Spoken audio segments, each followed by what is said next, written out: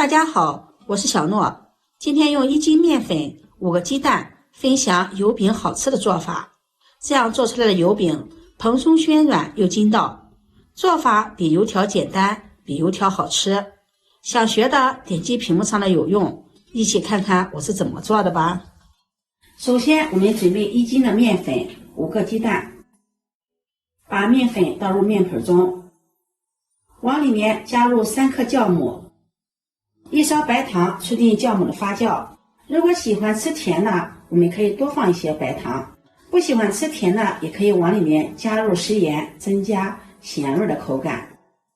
往裡面再加入1克的小蘇打，加入小蘇打可以使炸出来的油餅表皮特別的酥脆。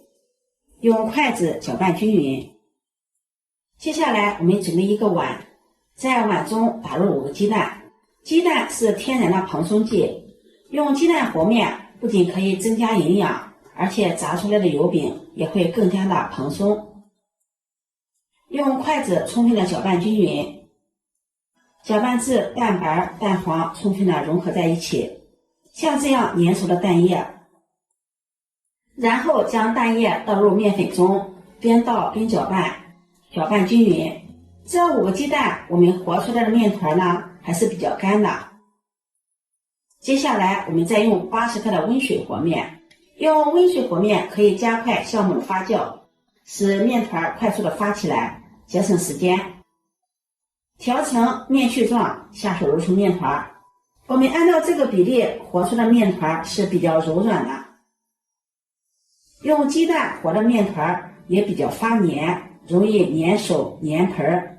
剛開始揉面不好揉，蓋上保鮮膜，醒面10分鐘。10分鐘後，我們在手上抹上食用油，這樣揉面的時候就不會粘手粘手了。然後下手把面团給它揉勻，多揉一會兒，把面团揉得光滑細膩。揉好後，在面团的表面再抹上一層食用油，這樣在醒發的過程中不會沾到保鮮膜。蓋上保鮮膜。接下來我們在鍋中加入清水，大火把水溫燒至35度，下手試一下水溫，不燙手就可以了。然後把面盆放在溫水中，蓋上蓋子，這樣可以加快面團的醒發，縮短發面的時間。像這樣20分鐘就可以發得滿滿一盆了。時間到了，我們打開蓋子看一下，體積已經變大了，把它端出來，揭掉保鮮膜，我們扒開看看，裡面滿滿的蜂窩組織，這樣拉扯一下還有拉絲的感覺，像這樣就醒發好了。在面板上面抹上食用油，用手給它抹均勻，這樣待會兒我們在揉面的時候就不會粘案板粘手了。把醒好的面团放到面板上，揉一揉，排排气。揉匀後，再将它搓成長條。搓成這樣的長條，再分成大小相等的面劑。把每一個面劑再給它揉一揉，整理成圓形。揉好後，按順序擺放整齊，這樣方便操作。面团也有醒發的空間。全部揉好後，取第一個揉好的面團，把它放在面板上，按扁，再用擀面杖把它擀開，擀成一個圓餅狀，厚度大約在2毫米左右。然後在中間劃上一刀，左右再劃上一刀，像這樣劃上3刀，這樣一個油餅的生坯就做好了。當然，油餅的生坯大家可以按照自己喜歡的形狀、造型來做。我們依次按照這個方法把所有的油餅生坯全部做好。做好後，下面我們可以一邊做一邊炸油餅了。鍋燒熱，加入食用油，油最好選擇菜籽油。菜籽油它的油點高，特別適合油炸食品。把油溫燒至5成熱。